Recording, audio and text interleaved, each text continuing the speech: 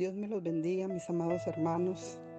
Quiero en esta tarde saludarlos y tratar con la ayuda del Señor de transmitirles lo que creo he estado percibiendo en oración con la ayuda del Espíritu Santo. Amén. Quiero tratar de transmitirles el sentir que el Señor ha puesto en mi corazón. Bendito Dios. Quiero leerles Joel capítulo 2, verso 12 y 13, que dice: Por eso pues, ahora dice Jehová, convertíos a mí con todo vuestro corazón, con ayuno y lloro y lamento. Rasgad vuestro corazón y no vuestros vestidos, y convertíos a Jehová vuestro Dios, porque misericordioso es y clemente, tardo para la ira y grande en misericordia, y que se duele del castigo. Bendito Dios. Para la gloria del Señor, amén, predicamos su bendita y santa palabra y bendigo a Dios por el privilegio que me da de poder compartir su bendita palabra. Bendito Dios. Quiero empezar haciendo quizá un poquito de recuento histórico, lo que estaba pasando en los tiempos que Joel profetizó, porque creo que eso nos va a ayudar a entender un poquito mejor. No sabemos mucho acerca de la vida personal de Joel, solo sabemos que su padre se llamaba Petuel, por lo que dice el verso 1 del capítulo 1, que ahí se nos da el nombre del padre de Joel. También sabemos que el nombre Joel significa Jehová es Dios. Y Joel profetizó en el reino del sur de Judá. Su profecía empieza con la descripción en el capítulo 1, que pues no tengo mucho tiempo para leérselos, pero usted lo puede leer.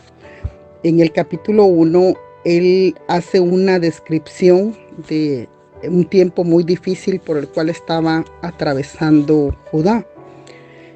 Y él estaba hablando acerca de la invasión de langostas que había traído mucha devastación al pueblo. El pueblo estaba atravesando la plaga más devastadora de langostas de su historia. Para los que no están muy familiarizados con esto de las langostas son insectos parecidos al saltamontes, a los cuales no los detiene nada, ni el fuego, ni los obstáculos. Cuando las langostas encuentran una casa en su camino, se suben y atraviesan el techo hacia el otro lado. Quizá aquí en Occidente, hermanos, nosotros no entendemos muy bien por qué llena de terror a los habitantes de las tierras del oriente la invasión de langostas. Pero para ellos es algo terrible, algo devastador. En el tiempo de Joel, estos insectos habían terminado con las cosechas de Judá y había una terrible sequía. Joel describe en el versículo 4 del capítulo 1 la total destrucción de lo que encontró a su paso la langosta. El verso 4 dice: lo que quedó de la oruga comió el saltón, y lo que quedó del saltón comió el revoltón, y la langosta comió lo que del revoltón había quedado. Prácticamente Joel está describiendo lo devastada que estaba la tierra. No había nada de vegetación. Las langostas habían acabado con las cosechas y además había una gran sequía. El versículo 13, en ese versículo, del capítulo 1, Joel hace un llamado a los sacerdotes a lamentarse y a gemir. Él dice: ceñíos y lamentad, sacerdotes, gemid, ministros del altar. Venid, dormid en silicio, ministros de mi Dios, porque quitada es de la casa de vuestro Dios la ofrenda y la libación. Aquí Joel llama a los sacerdotes, además de lamentarse y a gemir, los está llamando a dormir en silicio. Creo que muchos estamos familiarizados con lo que es el silicio, pero para los que no, el silicio es una tela áspera, generalmente era hecha de pelo de cabra, y se la ponían los que estaban de duelo o también en actitud de penitencia por el pecado. Los sacerdotes como líderes espirituales son llamados aquí a que a humillarse por el pecado del pueblo. Pero Joel, hermanos, aunque no hace una lista de los pecados de Judá, lo que sabemos es que Judá estaba llena, entre otras cosas, de idolatría, que es algo que Dios aborrece, la injusticia social, que es otra cosa que Dios aborrece, y también de una continua desobediencia a la ley de Dios. Así que Joel, hermanos, sabía que el pueblo era culpable de pecar contra Dios. Y él quería que ellos entendieran que lo que estaba pasando no era casualidad, sino que era castigo de Dios por su desobediencia. Ahora bien, especialmente con lo que estamos viviendo, puede venir una o más de una pregunta a nuestra mente, hermanos. Por ejemplo, aquí surge la pregunta: ¿qué puede esperar una nación que decide deliberadamente vivir en contra de lo establecido por Dios? O podemos ampliar de irnos de nación al mundo. ¿Qué puede esperar un mundo que decide deliberadamente vivir en contra de lo establecido por Dios? Yo sé que usted está bien familiarizado con segunda de Crónicas 7:14, pero el versículo que yo quiero leer es el 13, segunda de Crónicas 7:13, porque ese verso nos da la respuesta a la pregunta que estamos formulando. Dice, hablando Dios: si yo cerrare los cielos para que no haya lluvia, y si mandare a la langosta que consuma la tierra, o si enviare pestilencia a mi pueblo. Entonces, hermanos, la respuesta a esa pregunta de qué puede esperar una nación que deliberadamente decide vivir en contra de lo establecido por Dios, o qué puede esperar un mundo que deliberadamente decide vivir en contra de lo establecido por Dios. Ahí claramente, hermanos, nos dice que lo que se puede esperar son sequías, hambrunas y plagas. Las hambrunas por lo regular son el resultado o vienen como consecuencia de las sequías y las plagas. Pero claramente aquí nos dice, hermanos, nos habla de sequías, de hambrunas y de plagas. Ahora bien, yo quiero aclarar, hermanos, que no todos los desastres naturales o pestes son castigos o juicio de Dios. No puedo entrar en ese terreno porque solo tenemos que hablar lo que sabemos. Amén. Entonces debo aclarar que no todos los desastres naturales o pestes son castigos o juicios de Dios. Pero lo que no podemos dudar es que Dios ha llamado y sigue llamando la atención del hombre, del ser humano, a través de los desastres naturales, a través de las sequías, a través de las plagas. Ahora, aclaro algo, hermanos. No podemos decir que todo desastre natural, o peste o sequía, es un castigo o juicio directo de Dios. No lo podemos afirmar. Pero lo que sí podemos afirmar, lo que sí podemos decir, hermanos, es que Dios los permite eso con el propósito de tratar con su pueblo y con el propósito de tratar con un mundo, hermanos, que ha decidido vivir deliberadamente opuesto a lo establecido por Dios. Dios permite, hermanos, estas situaciones, desastres naturales, Dios permite sequías, Dios permite estas situaciones de dolor, hermanos, con el propósito de tratar con su pueblo y con un mundo, hermanos, que deliberadamente ha decidido, como Faraón. Usted se recordará de Faraón cuando dijo, ¿y quién es Jehová?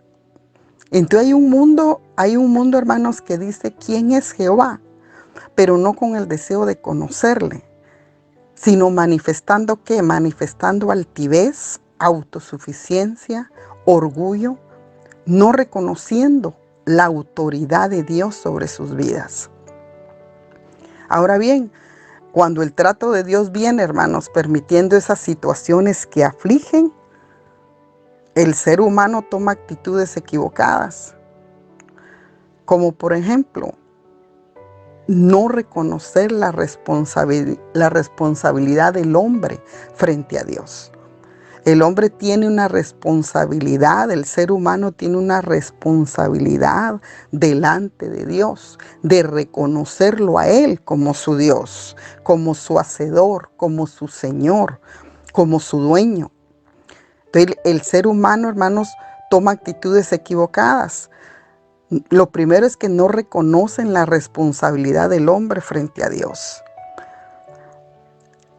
Otras personas toman una actitud de cinismo, de dureza, manifestando que un espíritu de rebelión. Otras personas manifiestan una actitud de desafío contra Dios, atribuyéndole al Señor o acusando al Señor de vengativo o de injusto. Hay otras personas que manifiestan una actitud de indiferencia, atribuyendo todo al destino, ¿verdad? Hay gente que dice, bueno, lo que tiene que pasar, pasa o sea, no, es una actitud indiferente, sin reconocer la responsabilidad que tienen delante de Dios. Y todo eso son actitudes equivocadas, hermanos, que el ser humano manifiesta cuando viene el trato de Dios permitiendo situaciones que afligen. Ahora bien, hermanos, ¿qué es lo que Dios espera? Dios no quiere ninguna de estas actitudes equivocadas. Dios lo que quiere, hermanos, es que el hombre se arrepienta y sean restablecidas sus relaciones con Él. El arrepentimiento es algo que Dios está esperando de un mundo que deliberadamente decidió vivir opuesto a lo establecido por Él.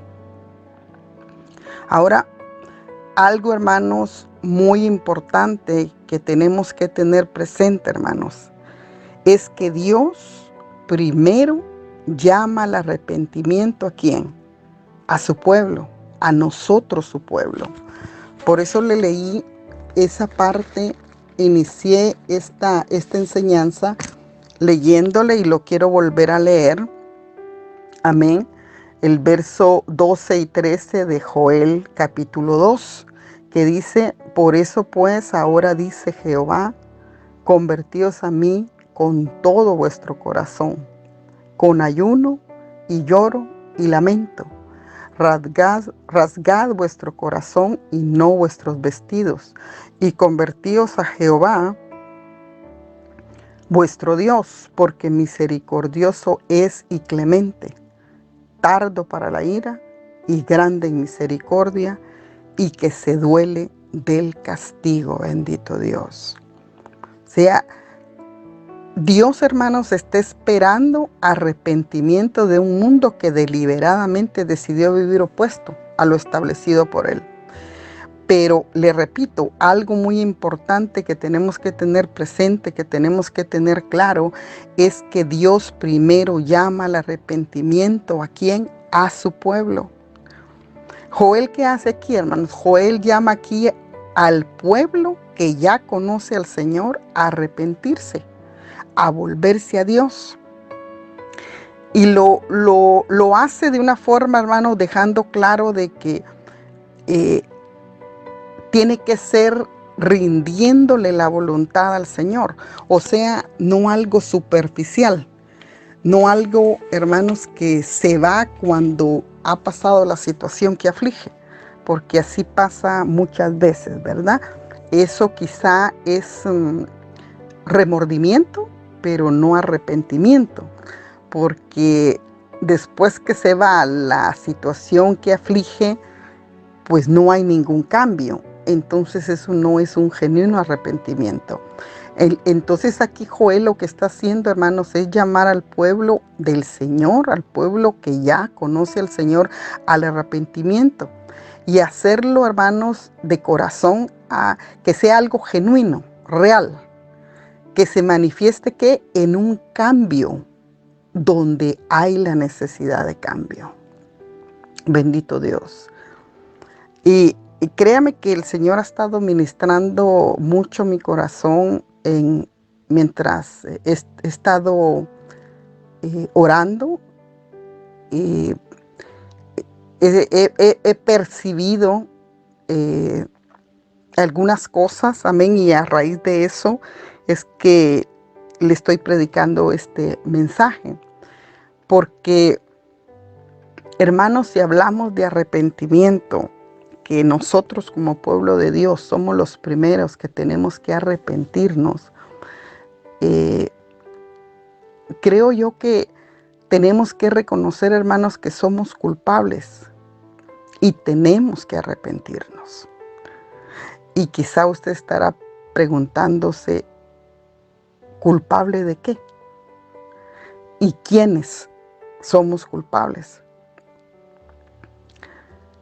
Pues los que somos culpables, hermanos, somos la iglesia local y la iglesia universal del Señor. Somos culpables. ¿Y culpables de qué? Mire, entre otras cosas, ¿verdad? Somos culpables y tenemos que arrepentirnos, hermanos, entre otras cosas, porque en alguna medida, unos más que otros, en parte, somos culpables por el endurecimiento del inconverso. Somos culpables por no manifestar la unidad de la cual Jesús habló, que caracterizaría a los que llegaran a ser sus discípulos. Eso el mundo lo ha visto. Somos culpables por conformarnos a vivir en un nivel espiritual que ya no nos corresponde, el de niños, sin poder llegar a discernir lo bueno de lo malo, lo correcto de lo incorrecto, sin llegar al nivel de compromiso y dedicación que corresponde al privilegio de ser hijos. Y lo tremendo de todo esto, hermanos, es que esas fallas están ahí teniendo amplio conocimiento de la palabra del Señor. Somos culpables en alguna medida del endurecimiento del inconverso por nuestras actitudes y por nuestros hechos. Dios está tratando con nosotros, su pueblo, y debemos hacer un cambio donde el Espíritu Santo nos muestre que debemos hacer un cambio. Porque, hermanos, si no estamos preparados para lo que Dios ya nos había hablado anteriormente, tenemos que prepararnos. Hay una tarea que cumplir. Lo que estamos viendo hoy en día en el mundo, lo que estamos viviendo, hermanos, nos grita. Es un grito de Dios para que nos preparemos si no estamos preparados. Es un grito de Dios, un llamado de Dios al arrepentimiento, a hacer cambios donde tenemos que hacer cambios. ¿Por qué?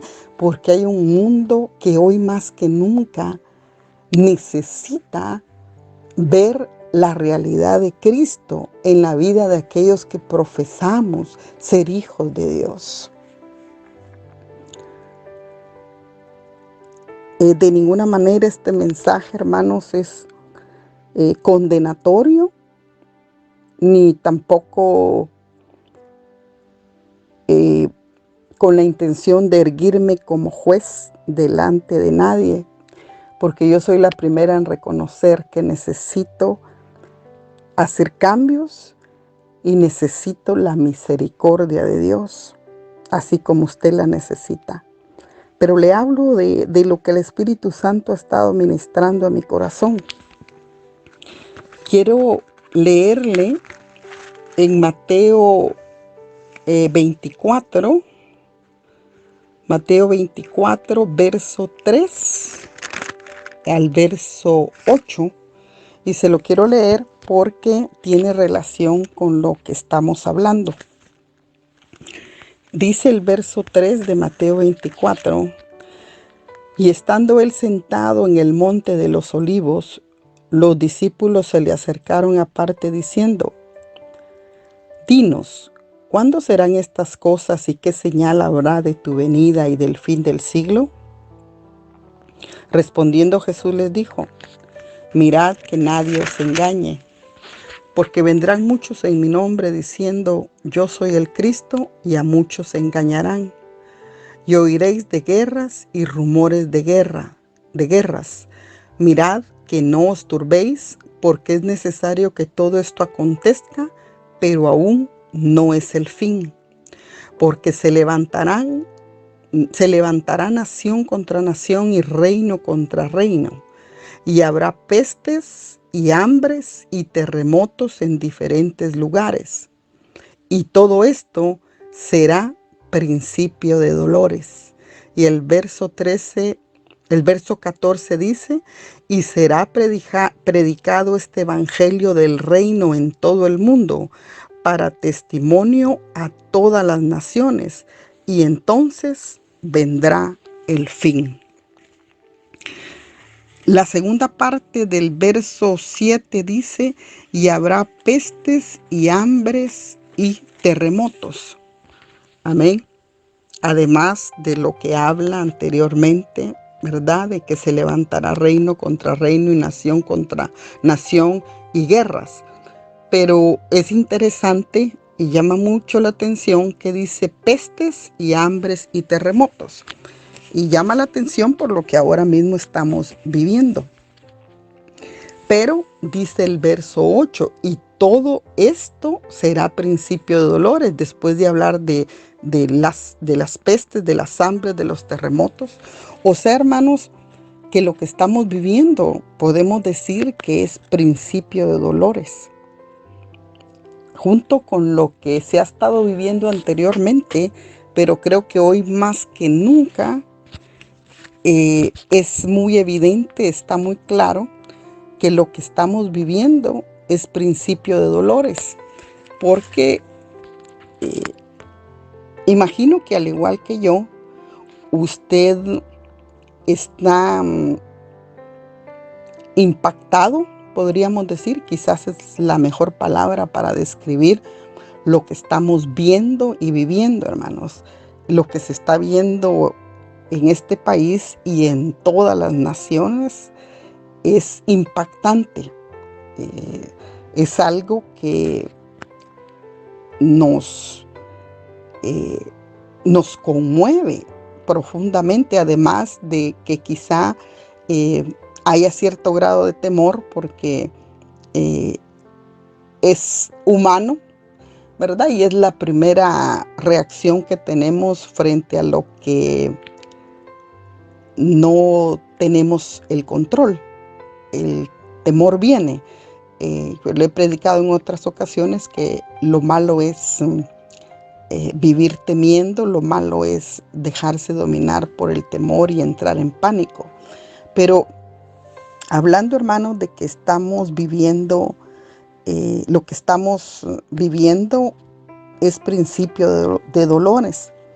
Pero como el Señor estaba hablando en ese pasaje, hermanos, de su segunda venida, y estaba hablando del fin de los tiempos, este hecho de que estemos viviendo principio de dolores, hermanos, nos anuncia que vamos camino al día del Señor, al tiempo en que Dios va a juzgar a un mundo que decidió seguir en una actitud de rebelión contra Él.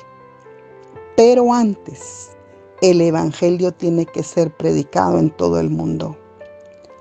Creo que la iglesia local y universal del Señor, que reconozcamos que Dios está tratando con nosotros primero que con el mundo, y nos arrepintamos, aceptando que somos culpables y haciendo cambios donde el Espíritu Santo nos muestre que necesitamos hacer cambios.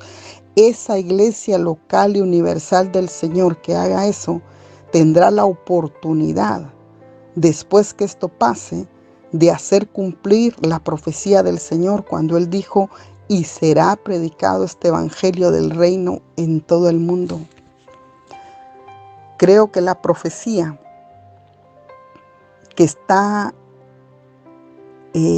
que hemos oído, hermanos, de que esta década será de una cosecha enorme de almas, esa profecía se va a cumplir. Habrán corazones sensibles, listos, preparados para buscar refugio en el Señor después que esto pase. Y hermanos, ese Dios que es lento para la ira y grande en misericordia, ese Dios que se duele del castigo, va a dar otra oportunidad a la iglesia local y universal del Señor. La pregunta es, hermanos, ¿qué valor le daremos cada uno a esa nueva oportunidad que el Señor nos va a dar de cumplir con la tarea que somos llamados, hermanos, de la evangelización del mundo? Termino diciéndole que creo que Dios tiene un mensaje de esperanza para su pueblo y para el mundo que decida volverse a Él. Bendito Dios. Dice en Joel 2:21, tierra, no temas, alégrate y gózate, porque Jehová hará grandes cosas. Bendito Dios. Dios tiene, hermanos,